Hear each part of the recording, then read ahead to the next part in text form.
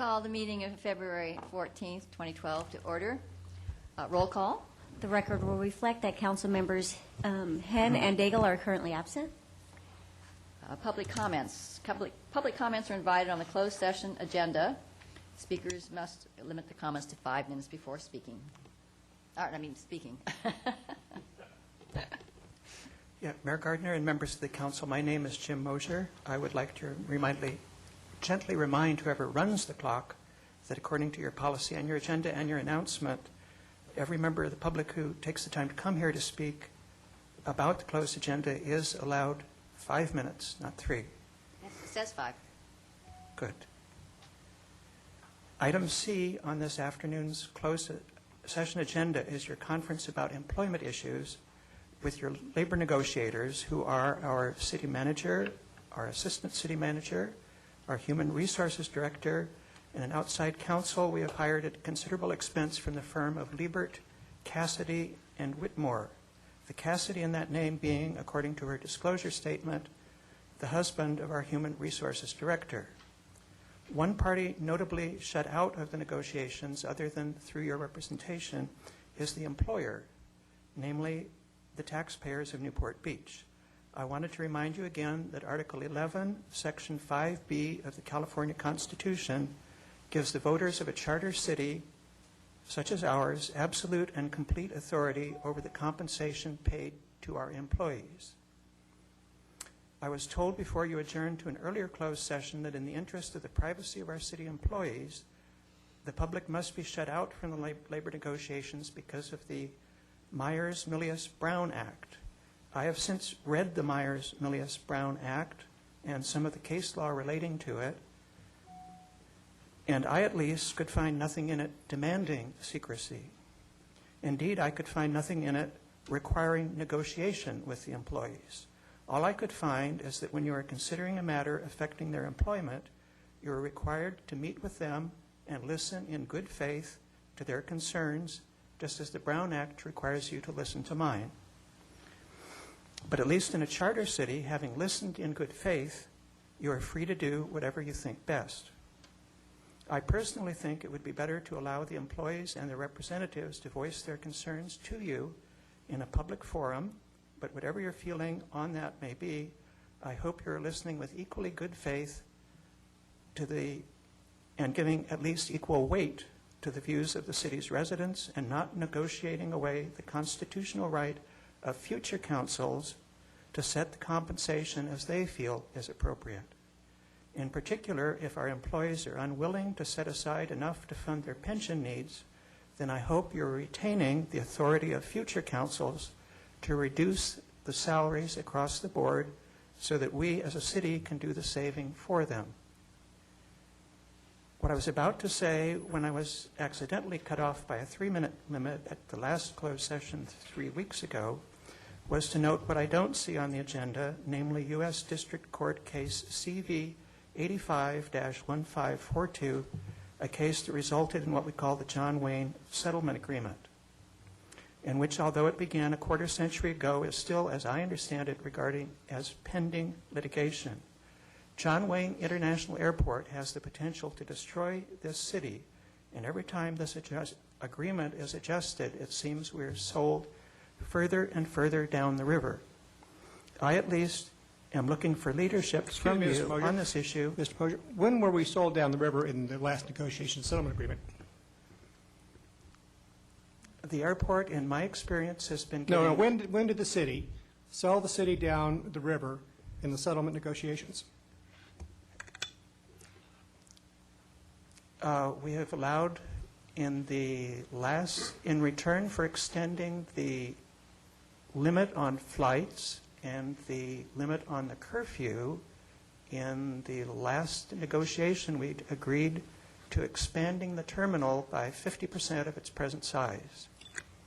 And that I would regard as being sold down and the you river. you would have allowed you would have tried to block the terminal upgrade at the expense of giving away the curfew? That's what the negotiations I really about. don't know because I was not a party to the negotiation. Well, but you're making a judgment that we sold the city down the river. So I presume you're informed about how you reached that judgment. I think we would have made a better and more informed settlement agreement if it had been done in public. That Well, is I my think it was point. pretty well advertised in public. I'd like to know how you think it would be better.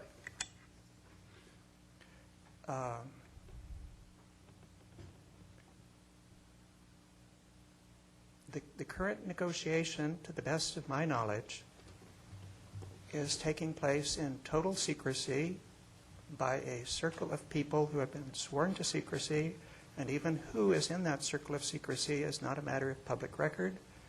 I really can't comment on the negotiation since I have no idea what's happening in the But negotiation. yet you are. Yes, and this is public comment, and I believe I have a right to make a comment. Thank you. Thank you. Is there any other public comment? Seeing none, we will adjourn. Madam Mayor? Yes. Yeah, I'd like to get permission to be excused between 2:30 and 4 o'clock from the council meeting. I have to attend another publicly noticed meeting in another city, which was scheduled before we changed our start time. Yes, you may. We will adjourn to closed session, and we will reconvene at 3:30 here for our study session.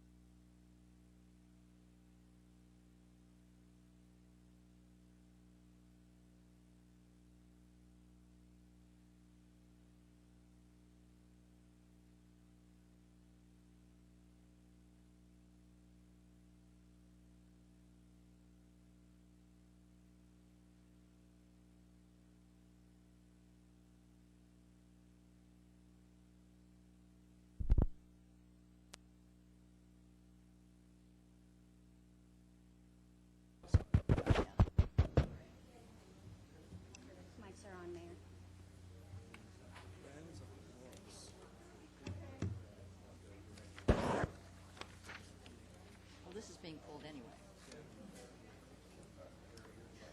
Are we ready? Yes, ma'am.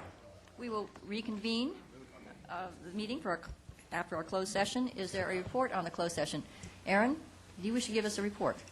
There's no closed session report this evening. Thank you. And roll call? The record will reflect that council members Rosansky, Selich, and Daigle are currently absent. I know that Steve went home to put on a jacket, so he should be here shortly. All right. Clarifications of items on the consent calendar. Councilman Henn? Oh, why don't you start at the other end? All right. Councilman Hill? I just had one minor amendment to the minutes that I had called in, Yes. or sent in, wired in. I've reflected those on the amended minutes that are placed in front of your seats, among other amendments. Mayor Pro Tem Curry? No items? Councilman Henn? Okay. With regard to item number 7 on this Irvine Ranch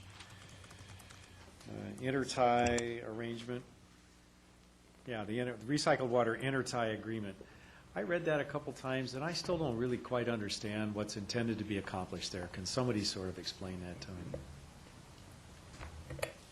Good evening, Mayor, members of the council. There's two primary reasons why the city is a signatory to this agreement. First is the 1997 agreement did have the city as a signatory, so the original agreement was to just amend the terms so the city would have to be a signatory.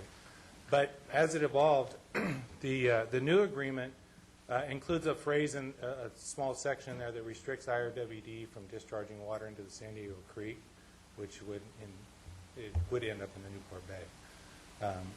So with that restriction that we asked for, we asked to be a signatory to this current agreement.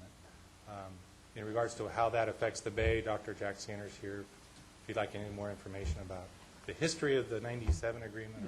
No, I don't think I need that history. So the benefit here is that we get a provision that prevents IRWD from discharging into San Diego Creek. Yeah, and the agreement in itself allows IRWD to take this excess water and put it into the Green Acres project line in lieu of being able to discharge. So it's a good thing for us. All right. Okay. That'll do. Thanks. All right. And then I'm sorry. on item number 8, I just wanted to make a note here. This is regarding the landscape contract for Bristol Avenue North. When we did the Citizens Advisory Panel for Bristol Avenue South, there were some supplemental recommendations by the panel to look for opportunities on Bristol North to incorporate some of the hardscape and features that are being asked for in the Bristol South. So it looks like we've got a good contract here with good funding, and to the extent that there is excess funding, I'd just like staff to be vigilant to look at those recommendations from the Bristol South Cap. Thanks. All right. Thank you. And now we will talk about amendments to the fine schedule. Who's leading this?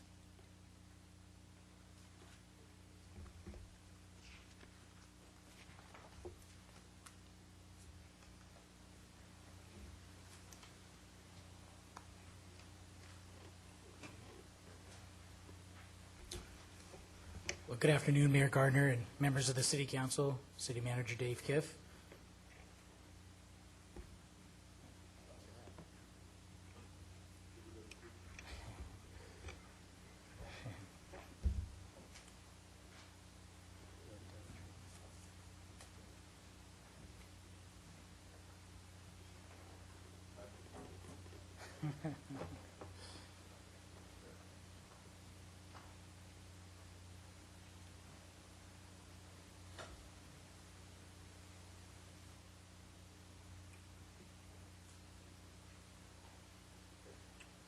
All right, sorry about that. You have before you a staff report that outlines some potential amendments to Chapter 1.05 of the Newport Beach Municipal Code. And for the members of the public who aren't familiar with this chapter, this chapter is in a nutshell, is the Newport Beach Administrative Citation Program, and it provides authority to any code enforcement officer within the city to issue citations for violations of our code. It outlines a process for issuing citations, and of course, it provides for appeals for any citations that have been issued to be heard before an administrative hearing officer. I have a brief PowerPoint presentation that just covers some of the highlights of the amendments that staff is recommending to this chapter. But before we get into that, I really just want to take a moment to emphasize just a couple of things. And I really want to focus on the fact that the goal and the philosophy of the Code Enforcement Division is to obtain voluntary compliance whenever possible. And so we focus on working with our residents, our business owners, our property owners, to work with them to ensure compliance with the code and with the law. However, there are occasions, and I'm sure we're familiar with some of these instances, where the current mechanisms we have in place haven't been sufficient enough to achieve compliance. And so the amendments that we're proposing, although punitive in nature, we're hoping that they will add some additional tools to our current code enforcement toolbox, if you will, and to help us encourage compliance and abate violations when necessary. So with that being said, well, I guess we could talk about why we're here. In proposing these amendments, we were looking to find amendments that achieve three goals. The first is to address problems that we have with chronic violators and repeat offenders, to reduce the time it takes for complaint resolution. You know, a lot of times when we have an individual who's not willing or ready to comply, you know, the cases take a long time to resolve. And as such, you know, that leads to frustration from residents who have complained about the issue, and of course it increases staff costs to abate the violation. And then lastly, we're looking to recover investigative and enforcement costs related to abating a violation. So when we have an individual who is not willing to comply, you know, there are costs associated with investigating and abating a violation, and we're looking to transfer the burden of those costs from the city and the taxpayer to an individual who is not willing to comply. So let's talk about the First Amendment. And we're talking about administrative fines. So our current administrative citation fine schedule is shown on this table. First violation is $100. Second violation is $200. And the third violation and subsequent violations is $500. Matt, that may also be after, what, several warnings or? That is correct. These citations would only be issued after, you know, typically issued after we've issued a number of warning notices and talked to an individual and asked them, you know, to comply with and abate a violation. Citations are essentially issued for any violation of the Newport Beach Municipal Code. Obviously, there are some exceptions to that, like, for example, parking citations and, you know, violations of the Lugo Ordinance. But generally speaking, violations of the city's municipal code fall into this fine schedule. Citations are issued at an officer's discretion. This is obviously based off of a thorough investigation in which, you know, if the facts of the case and there's enough evidence to warrant an admin cite, then an officer will proceed with issuing a citation. And of course, if we haven't achieved compliance through a notice of violation. And then, of course, we allow for administrative appeal hearings. So if someone believes the citation was issued in error, they can definitely appeal a citation which is heard before an independent appeal hearing officer. So what we're proposing to do is to create a two-tiered administrative fine schedule. So tier one there wouldn't be any change to what our current schedule looks like. First violation is 100, second violation is 200, and third violation and subsequent violations are all at the $500. So no change in our current from what we currently have. What we're proposing to add is a tier two fine schedule. And in the tier two, you would have $1,000 for the first violation, $2,000 for the second violation, and $3,000 for third and subsequent violations. And obviously the question is what falls under a tier one and what falls under a tier two fine schedule. Tier one violations are what we have now. They would be issued for any violation of the NBC, with the exception of some of the items we discussed, like violations of the Lugo Ordinance and parking sites. But generally, any violation of the municipal code could be issued under a tier one. For Tier 2, we're looking for specific violations of the Newport Beach Municipal Code.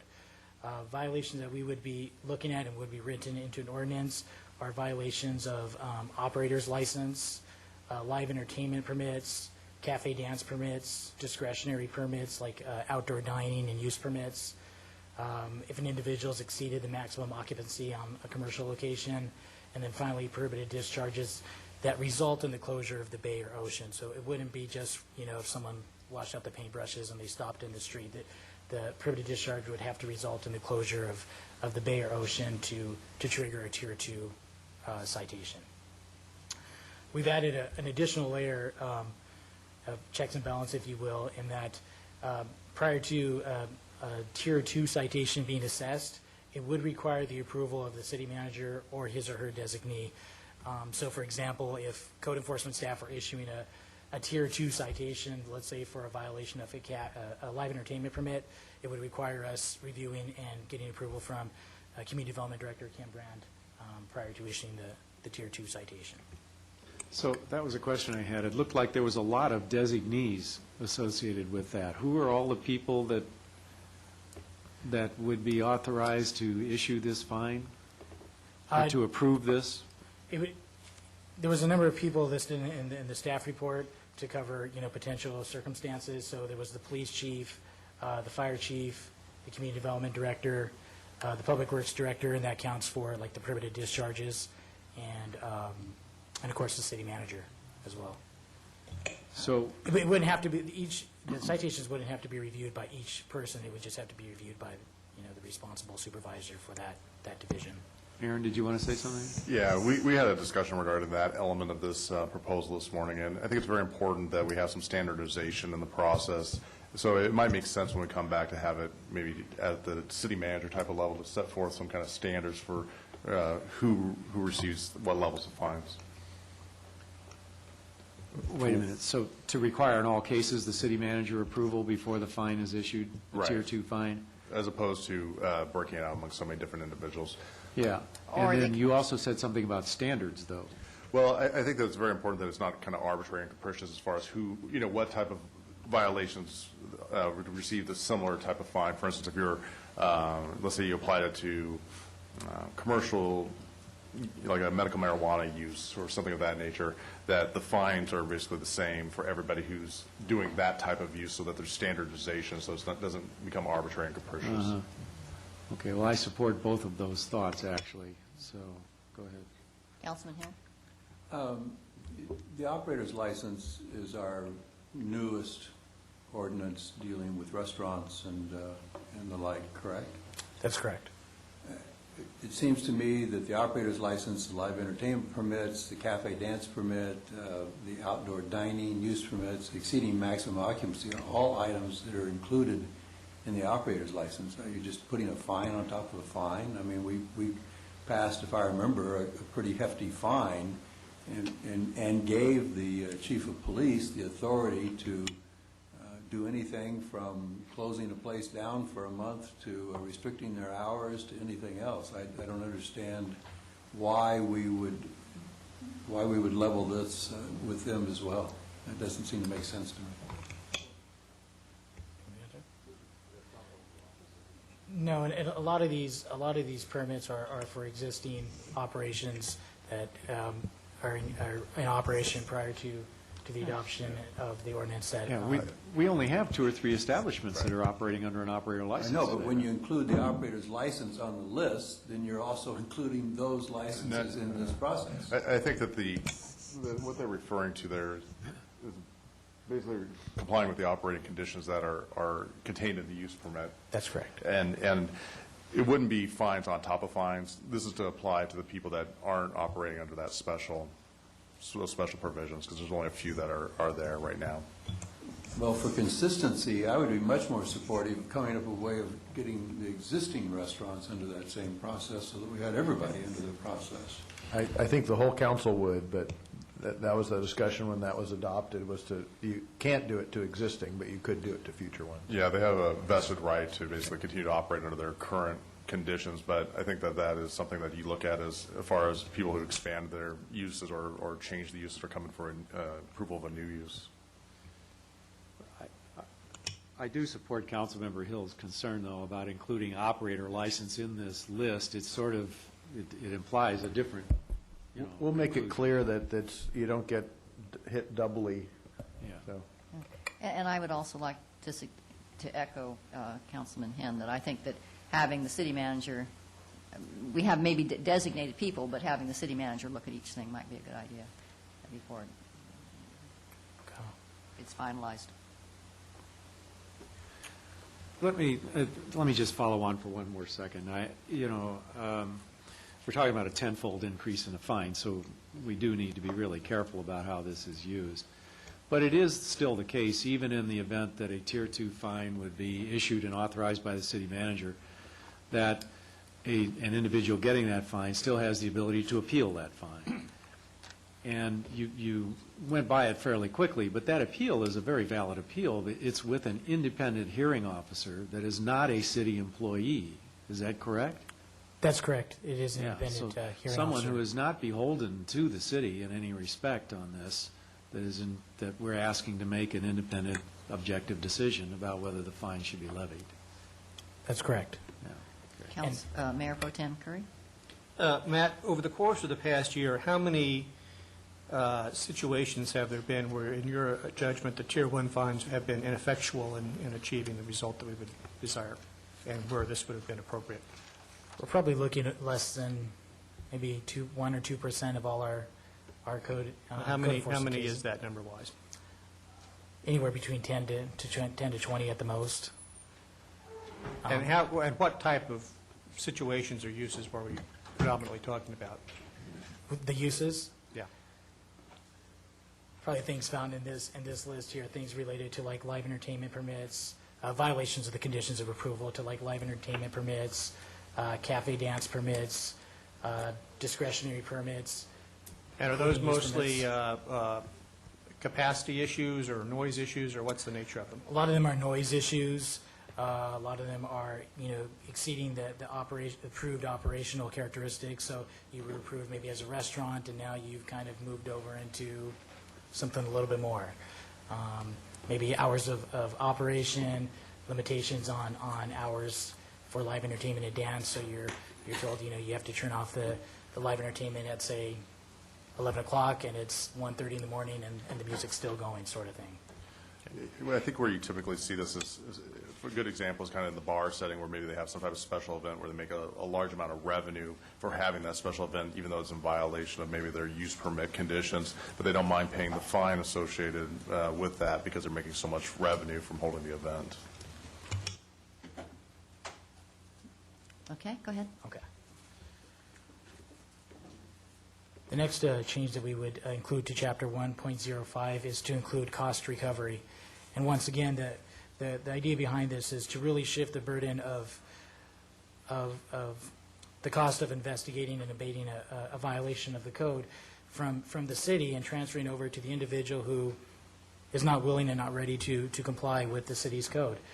And so basically cost recovery, a couple of key elements of it is that it can't exceed the actual cost. So just to give you a random example, if, let's say, the fees associated with staff time and the resources was, let's say, $1,000, we couldn't assess a $10,000 fee. It has to equal the amount of time and costs that were associated with that investigation. And who would determine that? That would be based on current fees, and staff would work with the Revenue Division to assess the proper fees. I mean, do we have an hourly fee if we had to have somebody undercover go in, which we do sometimes? That's correct. Okay. And this would apply for both Tier 1 and Tier 2 citations, or just Tier 2? It could apply to any violation of the municipal code, so it could be Tier 1 and Tier 2.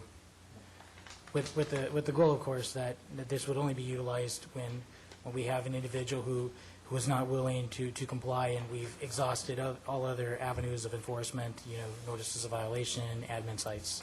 Well, then wouldn't that automatically kick them into Tier 2? Isn't that what we're saying, that these are that the ordinary violator tends to be cleared up after maybe under the normal fees, but these are the guys that say, hey, Mm-hmm. so it's $300, I'm making $10,000, so what do I care?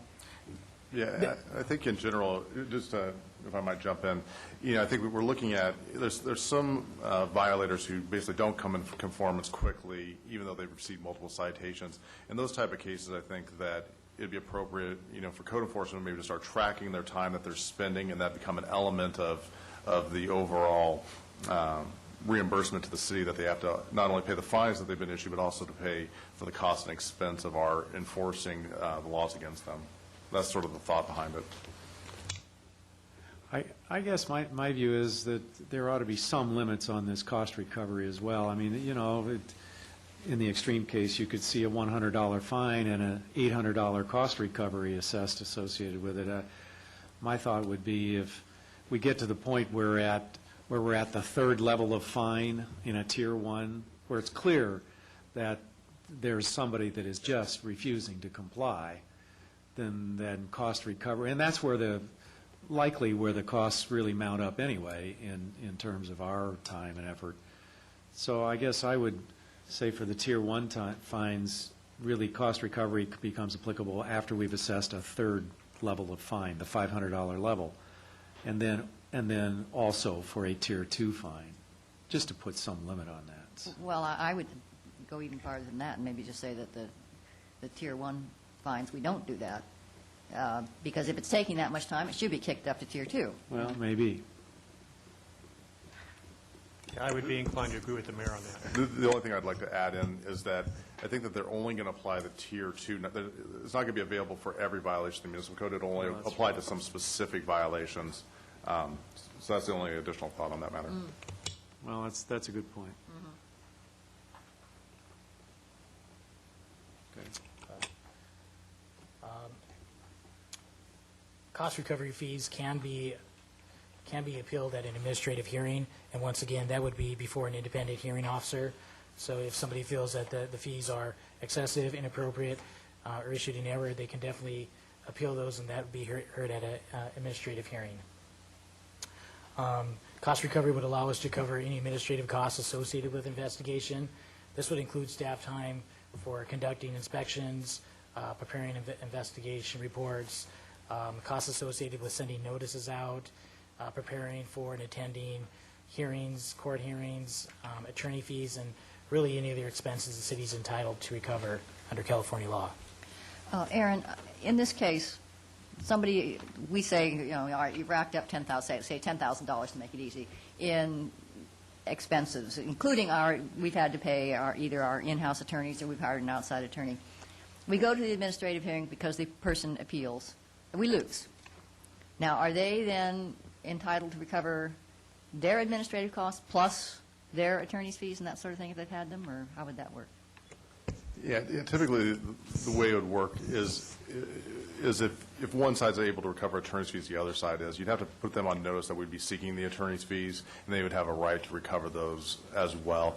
Typically, though, with administrative costs, that would not be something that they would be able to recover back against us. So if we limited it just to the administrative cost of the investigation, that would not be something that would go both ways. But typically with attorney's fees, there's a kind of a parity there where you both can recover. The way I've seen this addressed in the past is you typically put people on notice in advance that you're going to be seeking those, and then they have the right to recover them as well.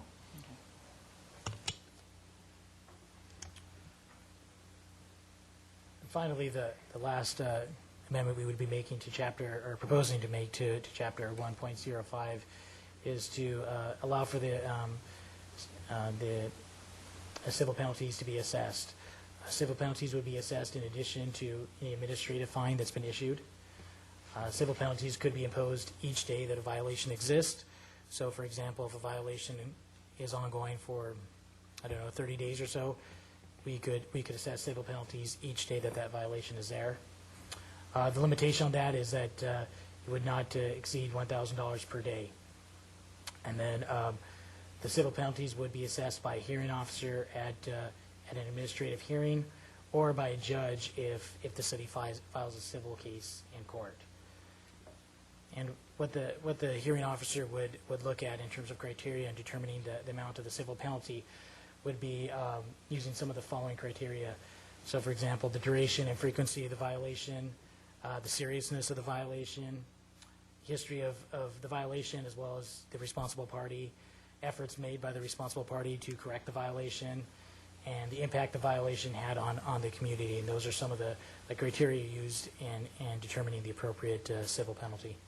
Today, with just our Tier 1 that we have, when we give just the first notice, do we also give them information that, hey, down the line, you're going to be fined this and this and this if you don't comply? What sort of information does the person get? On all our notices of violation, there's a standardized paragraph that includes information on what will happen if the citation isn't corrected by the compliance date, and it lists, I believe, the breakdown in terms of the citations, as well as, process if a citation is issued. So that they can look at that and assess the financial gamble that they want to take. And would the same thing be true with the Tier 2? How soon would we start to tell them, well, this is also in the works? I would anticipate that if we were going to be issuing a Tier 2 citation, that we would let somebody know well in advance that, you haven't corrected a violation. This could be possibly, we could be issuing a Tier 2 citation if you don't correct, the violation by such and such date. Right, so we're using it, hopefully, in many cases, as preventive, rather than actually going into that. That's correct. Yeah, I think the ultimate goal here is deterrence. I mean, nobody wants to impose these fines. Ultimately, we want people to come back into compliance with the code and not have to reach these levels. Okay. So really, those are our three amendments. Once again, to add a Tier 2 administrative fine schedule, to add cost recovery, and then, of course, the civil penalties. And once again, the emphasis, like I mentioned, at the start of this presentation, is to focus on voluntary compliance. But when we need some additional tools in our code enforcement toolbox, these are some of the additional methods that we would see that would help us, reduce the amount of time it takes to achieve compliance and hopefully deter people from doing repeat offenses. Well, certainly we have had some bad actors in the past where something like this might have been helpful. We felt very frustrated and helpless at times. I at least in favor of proceeding with this, taking into consideration some of the comments that have been made, but coming back with something. Councilman Hill? Hen? Yeah, there's been an impression left, though, that this is really almost exclusively focused on restaurants and, food and drink establishments and that sort of thing, but that's really not the case. We have use permits are broadly given through the city for lots of reasons. So this isn't anything that's targeting on those uses, I don't think. I mean, clearly we have problems with those uses. No, I think it's just an easy example. So Yeah. I think you're absolutely right, though, that they're not targeted. I mean, you have potentially medical marijuana establishments. There's a lot of other uses where this may be applicable to. And then a concern that I had when we started this discussion was somebody that violates this particular provision one day, violates another provision another day, and never gets beyond the $100 fine level, let's say, but still has the pattern of a scofflaw, unconcerned about compliance with the city's ordinances. And so that would be a situation in which, if it kept going, the Tier 2 would be a solution that could be applied. Correct, as well as... If it were in the specific categories that were. Correct, as well as a civil penalty and cost recovery would also work as well. Mayor Pro Tem Curry? Well, I think since this is on study session, it's going to come back, I think it would be time well spent to spend some time with the two chambers of commerce and with the Restaurant Association, make sure there's not any unintended consequences by any of the language, the way this is drafted, and get the benefit of that comment before we come back to the council. Councilman Selich? Oh, I came in late, but I guess my major concern would be that I think it's been expressed that on this cost recovery that we don't try and go after and recover every dime, that it's reserved for the most serious violations. I mean, to go out and try and collect $49 or something like that, and just wouldn't want to see us do it. Plus, I think if you try and recover every dollar in the long term, it can lead to an abuse of the cost recovery system. So I'd like to see it just reserved for the most serious violations. Okay. Anyone else? Yeah. Councilman? I also came in a little bit late, but maybe you can clarify for me, in your report here anyway, the recommendation is that the Tier 2 violations kick in as determined to be necessary by the city manager, police chief, fire chief, public works director, or community development director. Is that But then it goes on here to talk about at the discretion of the city manager as a designee. So is it just the city manager who's going to have that discretion, or all of those people are going to have that discretion? We did talk before you came in about coming back to you with something that was more specific, that would say that potentially it's only the city manager, or I might designate, for instance, Community Development Director Brandt to oversee just a certain aspect of those, and then I still might want to. And are we going to develop fairly stringent criteria on that? Because it seems kind of like very That was the easily attacked by potential. That was the issue. We did discuss that earlier. There was a discussion about making sure that there's a standardized process so that similar violations get similar fines. Okay. Also, I am supportive of seeking recovery of costs from property owners who lease their properties. Not so much to someone who's already got someone there that's operating a business like a restaurant, where 2 years into it they have a noise violation or something, but more along the lines of what I had asked about before, and I think that this addresses a lot of my concerns, like things like leasing to a marijuana clinic or a user that you know is in violation of our ordinance, and you still just look the other way or just ignore it, and then we are saddled with the cost of having to remove these businesses from their property. So I strongly support those types of fines or cost recovery. All right, any other comments? I think you got some clarifications for things. Thank you, Matt. Thank you. Members of the public, I imagine? Oh, yes, public comment. We were doing so splendidly.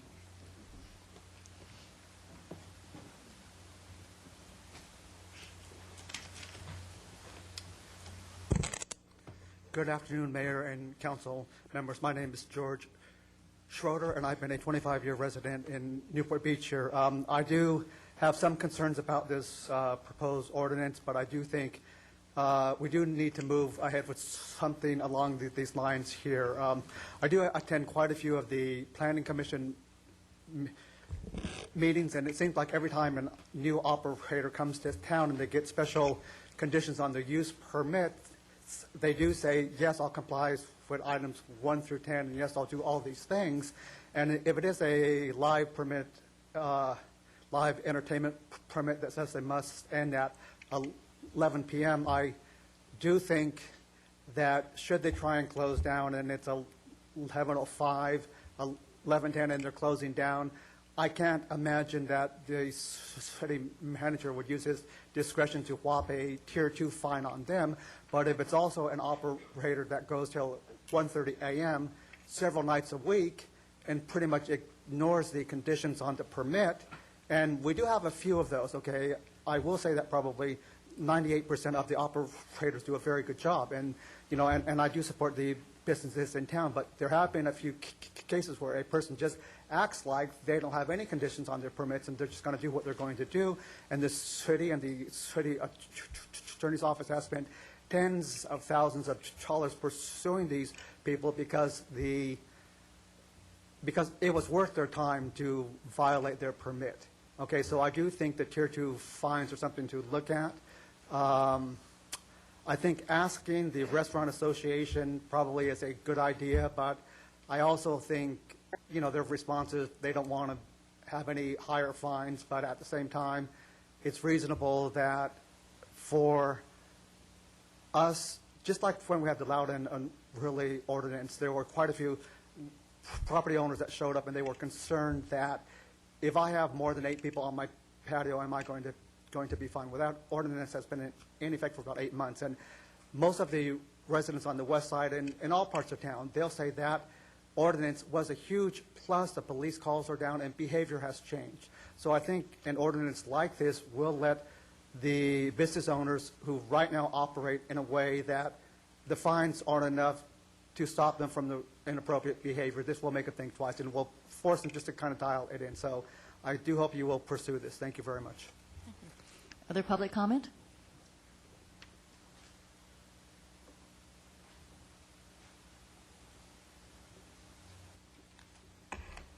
Good afternoon, Jack Gleason, representing the 28th Street Marina Association, which is on the peninsula. And we just wish to state that we are in support of the city having some more teeth. We have fortunately, unfortunately, been working with the Code Enforcement Department. They have been working very well and nice with us in trying to work with some existing operators. We have existing operators in the city who have conditions of approval or stipulations on their conditions, who are not adhering to them. And we would like to see that the city has a little bit more teeth to be able to enforce this, because right now it's just a cost of doing business. It's easy to pay the fines, but we are really not getting compliance on the existing conditions, some of which have been in place for 28 years and that have been approved by this council. So we're, once again, in total support of this and wish that it be taken very seriously, and I think it's an issue that the city can handle, and we look forward to you handling it for us. Thank you.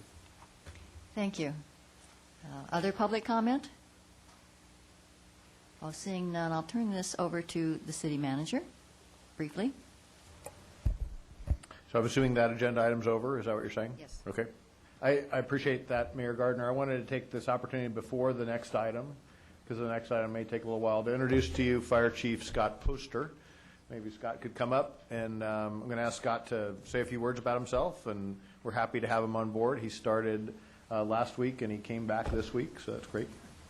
But Scott, why don't you meet the council. Mayor Gardner, council members, city management team, and people in the room. I'm truly honored to have been selected as the fire chief, the next fire chief for the city of Newport Beach. I've done a lot over the last 7 days. I've had the opportunity to go to the Oasis Senior Center for 2 events. I'm starting to analyze and go through the fire department, the structure involved, and learn about the city and become a part of the city management team. I come from the county of Los Angeles. It's a good place to come from. I'm certainly glad to be here. So I think that I'm bringing around 32 to 33 years of experience in the fire department to the city. So I've had a lot of diversified experience that I think that I can really improve processes, develop some strategic planning for the fire department, and take us to a better level, engaging with the firefighters. And next week I'll start visiting the fire stations, and I'm just very honored to be here, and thank you. Well, thank you. We're very glad to have you. Look forward to some of your changes. Anyone else? All right, and now, as you've all been waiting for, chickens.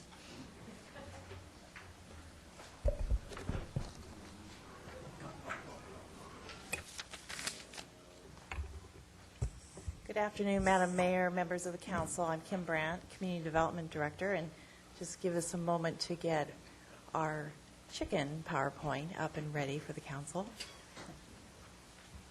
I'm being assisted this afternoon with Ben Sadeba from our planning division. So chickens in Newport Beach. I think one of the things that we wanted to discuss this afternoon is, are chickens allowed in Newport Beach? Next slide. And the answer is yes. The city of Newport Beach does permit chickens in single-family residential districts, but there are location standards and development standards that affect where those chickens can be located. And on our next slide, we show that the areas are limited to the northwest portion of the city. I think the neighborhood most familiar is, in terms of a broad geographic area, is the Santa Ana Heights neighborhood, which was for a long time in unincorporated Orange County, and it always has had a very rural atmosphere associated with the single-family development in that area. And outside of this Santa Ana Heights specific plan area, there is a limited area called residential agricultural zoning within the city of Newport Beach, which also permits the keeping of chickens. In conjunction with the zoning location, there are development standards that accompany the ability to keep chickens. And one of the things that is very key is that there is a minimum lot size of 15,000 square feet, which is roughly a third of an acre in order to keep chickens.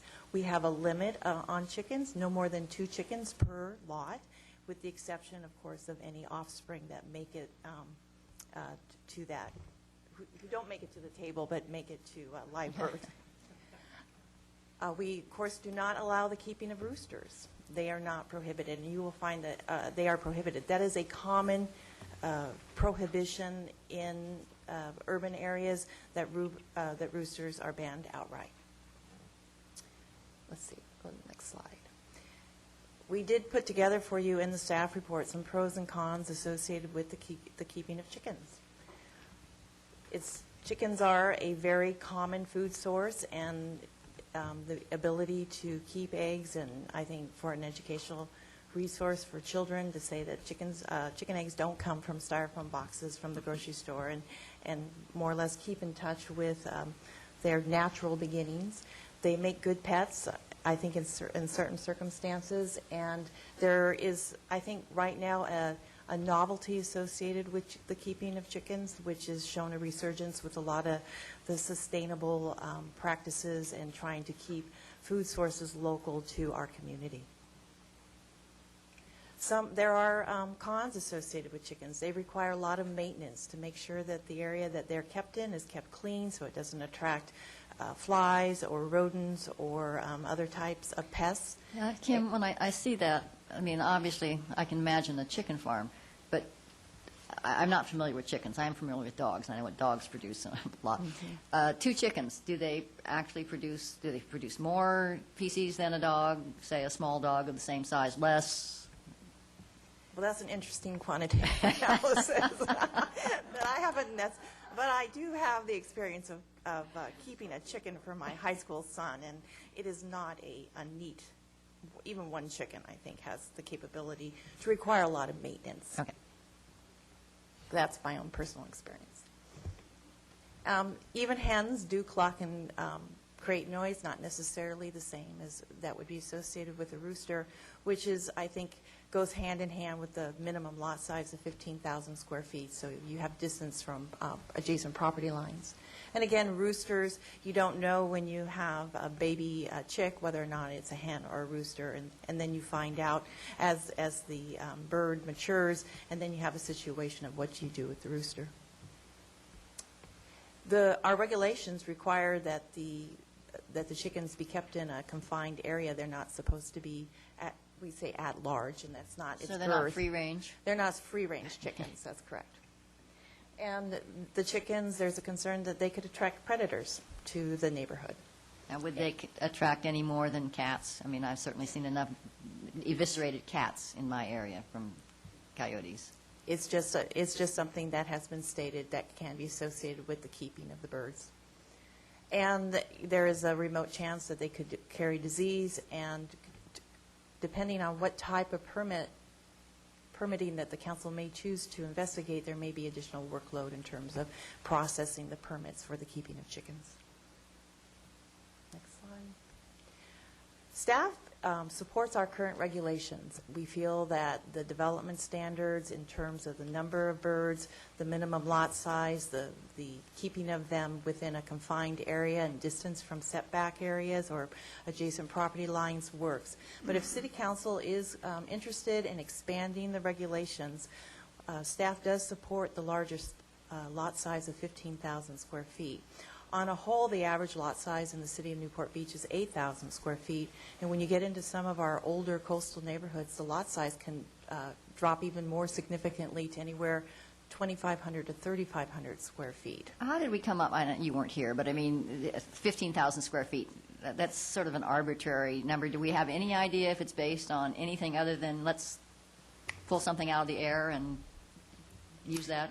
I don't know the basis for that standard. I know that in other communities there are limits on terms of the number of birds per residential lot, not always a minimum lot size, but there's typically a distance requirement.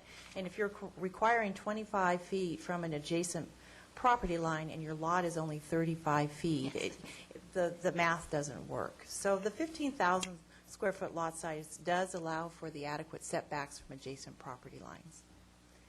So we do have a graphic that depicts where the 15,000 square foot lots that are zoned for single family are located in the city of Newport Beach. And as you can see from this graphic that they're scattered throughout the city. They are shown in the orange.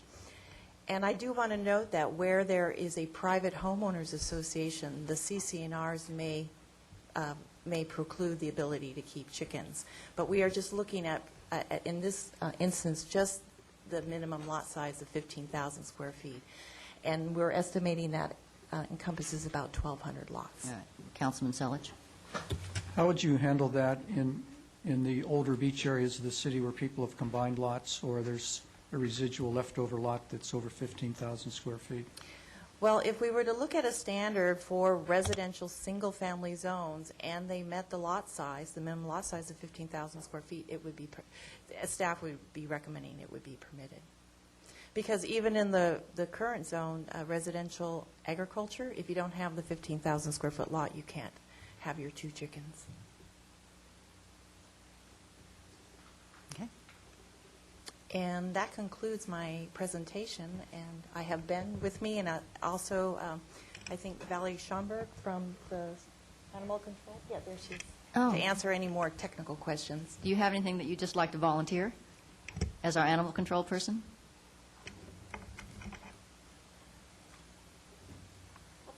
Hi. Probably in the last year, we've had 12 calls of chickens in mostly the east side of the city. When we go out there, most people are disappointed, but they get rid of them willingly because it is a lot of work. They start out as a novelty, but you have to clean them every day. And like we know with people not picking up their dog poop, even in people's yards every day. Now you've got chickens, and they're not quite in the same category as dogs. But we find in animal control that when we go out on calls, people are like, okay, we'll get rid of them. Yeah, they've been a lot of work. They've given you an excuse, or you've given them an excuse to tell their children why they... Well, we've had a couple adults, parents that have said, oh, no, my kids are going to be heartbroken. And on one call, the child said, no, I don't care, Mom, it's a lot of work, and they make noise. So I think in animal control, there's a lot of cons. We deal with a lot of calls on wild animals. And you asked if it would cause more problems. If you have a stray cat roaming, it's going to, coyotes are going to come in the area. But when you allow more chickens, you're going to have more rodents because of the food locations. You have to make sure that the food is properly secured so you don't have rodents. And then you will bring the raccoons love eggs and love chickens. And so not only the coyotes and raccoons will rip a chicken coop up in a heartbeat because we have people that have rabbits in their backyard. And then the raccoon will rip it apart and kill the rabbit. So we just in animal control feel like the cons outweigh the pros to have it in anything less than 15,000 square feet. Okay, thank you. Any questions for her? All right. Any other comments before we open it to public comment? All right, public comment. I know we have some people who want to talk about this issue. Please come up. Hi, I'm Maggie McFarland, the neighbor. I live at 303 Goldenrod, Corona Del Mar. Good afternoon, everyone. I'm here to uphold my position regarding the chickens at 307 Goldenrod. After initially understanding that there was nothing in the city codes, according to the neighbor, that would keep him from obtaining chickens, I assumed that there was nothing that I could do when he made a decision to acquire them. At this time, knowing nothing about chickens, I didn't foresee the problems that came along with this. What initially became to bother me was that he allowed them to reside outside before the recommended time, according to the experts. They're supposed to be kept indoors under a hot heat lamp for 6 to 8 weeks minimum, and they were running around outside as little tiny chicks. A couple of them expired early on, and a couple of them were snatched up by hawks. As they grew larger and hungrier, he began to feed them questionable foods, in my mind.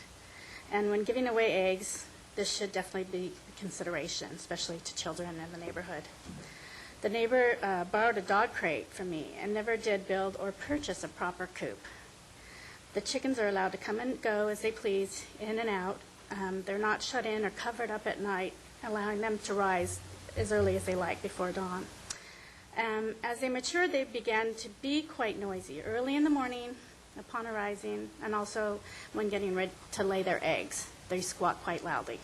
And my daughter, whose bedroom was closest, was probably about 5 feet from the chickens on the other side of the fence, would mention it to the neighbor that it bothered her. She's kind of a late waker, and he just didn't really seem to take any notice. They also awakened me, and we're not the only ones. I had another neighbor in confidence say that they woke her up like every day last summer when she would try to sleep in. I'm now working for the school district. I work in special education, so I understand the autistic child and those kind of things, but I also need a good night's sleep to be able to deal with these kids every day. It's not the easiest job. So they're up before the light and before me, and they don't differentiate between weekends and weekdays. It's every day around the same time. Along with the early morning squawking, they are able to free range, and they go outside the back fence in the parking areas and alleyways next to my back door and carport area. They cruise the neighborhood, they get into people's planting areas and parking spots, messing them up, defecating. Our alley is very busy with the cars because there's limited street parking. I'm just wondering if the owner's so concerned as to their safety, why are they running around in the alley every day? I've noticed many more hawks, crows in the yards, on the fences, as well as more vermin droppings. We do get a lot of field mice and rats in the area. A couple times recently, I have noticed a strong smell, a couple evenings recently. That's kind of described as like a dairy smell. So upon closing, I'd just like to mention that along with a lot of vehicular traffic on Goldenrod, it's so busy with pedestrians, beachgoers, the casual dog walkers, trainers, and clients. And now with the added attention in the front brought on by the chickens and the busy alley in the rear, including conference room A and the extended yard outside the neighbor's rear fence, there really is no quiet enjoyment that the residents are entitled to in our neighborhood and on our street. And with this, I hope that you take this all into consideration when you vote. Thank you. I thank you. Any other public comment?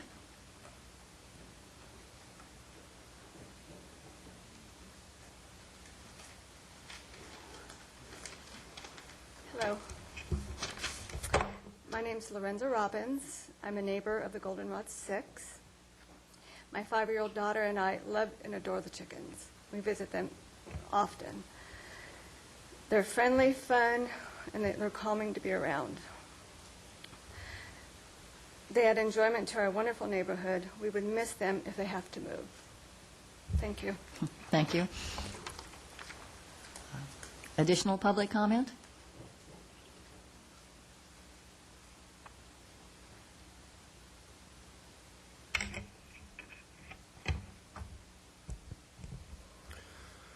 Our Honorable Mayor, esteemed members of council, and our dedicated city staff, my name is Michael Resk, and I have chickens. The Goldenrod 6 are not only my pets, but also the community's. It was never my intent to ruffle anyone's feathers with the ladies. My decision to bring the girls to the village and into my home sought to find something that could bring joy not only to myself, but to others, something that could contribute more than it detracted, something that could make a young child stop and smile, and a busy adult appreciate the moment. Something that might even bring a community closer rather than drift apart. And if it got rid of those icky spiders and other pests, then all the better. The ladies have embraced the neighborhood and enjoyed the free range of the grasses and gardens of my home for the better part of a year and a half. Recently, there has been quite a flutter over the question as to whether the Goldenrod 6 have a right to stay. I've seen the smiles on children's faces. I've seen the hurried pause for a moment. But to say that I am pleased with the outpouring of community support for the ladies would be an understatement. I am truly amazed. Amazed that in times that can best be described as challenging for all, that 6 amusing, innocuous, innocent feathered pets could have such a profound impact.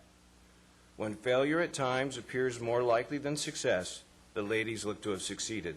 Succeeded in bringing joy, succeeded in bringing amusing tales for the countless visitors, succeeded in giving more than they have taken, and perhaps even succeeded in bringing the community a little closer together. My hope was that with all the difficult and challenging decisions that the council will make in the future, that this may have been the easiest.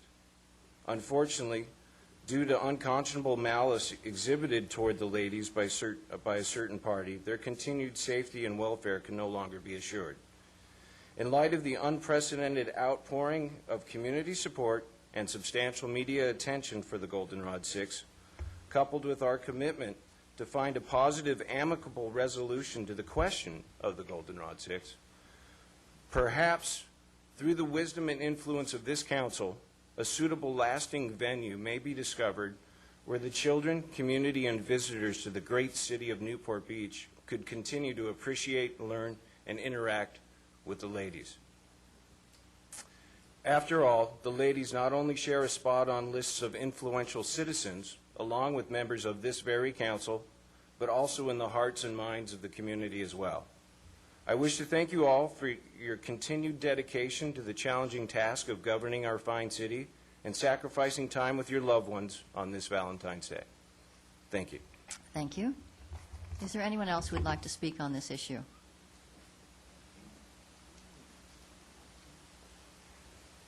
Mayor Gardner and members of the council, I have no position at all on the Goldenrod 6, but I do often find strange the way we try to formulate our municipal codes in this city. And the staff report on page 2, I'm surprised Councilman Hill didn't notice this, mentions that under our current standards, if one owns a 15,000 square foot lot with the proper zoning, you're allowed to keep 2 adult hens and an unlimited number of offspring until they are weaned. And I'm wondering how in the city we determine when a little chick is weaned. When they Thank stop you. drinking milk, of course. All right, any other public comment? All right, I will bring it back. I think one of the first things that, for me at least, was that this isn't about the Goldenrod 6. It's about, do we want to change our policy on chickens? And I have to say, I mean, I had also thought of getting chickens at one point. Well, that sounds like fun. And then I read the code and said, well, I don't qualify. I live in Corona Del Mar. Do we want? One of the things that struck me was, with all the people that were very much in favor of the chickens, was I also got a couple saying, you know what, I have to put up with the dogs and the cats, but I knew that when I moved in, and I really don't know that I want to be imposed upon by chickens when I didn't know moving in that chickens were allowed. And that struck me because we have, up to this point, if you were going to live next to chickens, you were going to live in Santa Ana Heights. And so as I say, I like the chickens, and I think they're a wonderful addition, but I'm wondering if maybe our policy right now is a good policy. But I'd certainly like to hear other opinions on that. I think you're Solomatic, Madam Mayor. You know, I sort of initially thought, too, you know, what's the big deal? I actually walked the block twice and couldn't find any evidence of the chickens. They were very quiet and non-obtrusive. At least I didn't know specifically what house to look for. But at the end of the day, it's not about these specific chickens. It's about whether or not we're going to allow barnyard animals in neighborhoods that are not well equipped for them. And Corona Del Mar, in my judgment, is not a neighborhood that's well equipped for barnyard animals. I live off of a canyon, and so I hear the coyotes a couple of times a week finding some poor, unfortunate pet. And, you know, we just encourage more of that to the extent that we change, I think, our ordinance from how it currently is. Anyone else? Is anyone inclined to support the second proposition, which would be to expand it to any 15,000 square foot lot? I gather that the sense of the council is that we should leave it as it is. I do know there's been an offer to take the chickens up at the winery, which wouldn't be as accessible to the children, but would certainly be nice for the chickens at least. So hopefully they can find a good home. For those of you who are chicken admirers, I'm sorry that but I think it was very convincing. Thank you, staff. That was very convincing in terms of animal control, because I don't have any experience with chickens, and I don't think most of us do. And that was helpful to get your opinion there. So Mayor Gardner and council, just for Mr. Resk's information too, that if the council is directing us to not do any changes, which that's what I'm getting the sense clearly, we'll go ahead and we need to start a code enforcement action. So we'll do that thoughtfully, but the chickens will need to be moved. So thank you. I would suggest that this is not a Tier 2 offense. All right, good. And that concludes our study session? Huh? Yes, except we have public comments on closed session and also on non-agenda items as far as our study session. Mr. Mosher, come along.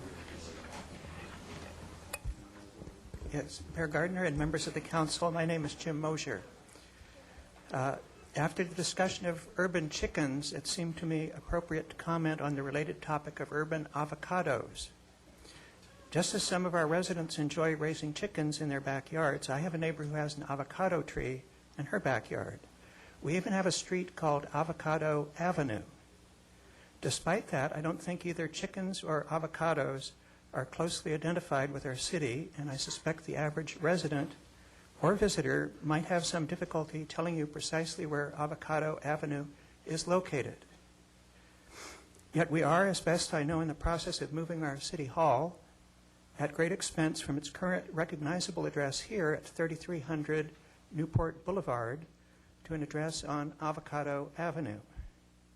That would be a great address for a city hall in Fallbrook, the avocado capital of the world, if Fallbrook had a city hall, which they happen not to have.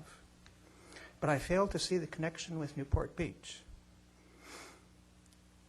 I know you have it in your power to change the names of streets, and despite my fondness for avocados, I would suggest you consider changing the name of Avocado Avenue north of PCH to a landmark name more evocative of the spirit of our city, or failing that, something more recognizable like Civic Center Way or something of that sort. And it would seem good to do that before we spend a lot of money printing stationery. Alternatively, we could consider planting the new Civic Center with avocados. I believe the mayor would prefer that to palm trees, and Yes. I would too. Thank you. Interesting suggestion. I think that's something to consider. Yeah, I'd second that. Which part, the avocados or changing the name of the... Changing the name. Change the name and do it north of the highway and leave the other part just avocado. Might be something. You're covering your face, is that? I'm trying to think of the businesses across the way if they're addressed on Avocado too. And the medical building is, yeah. Yeah, well, something. That's a lot of stationery to change, but Yeah. okay. Okay. Anything else? Any other public comment? Then we will adjourn to closed session.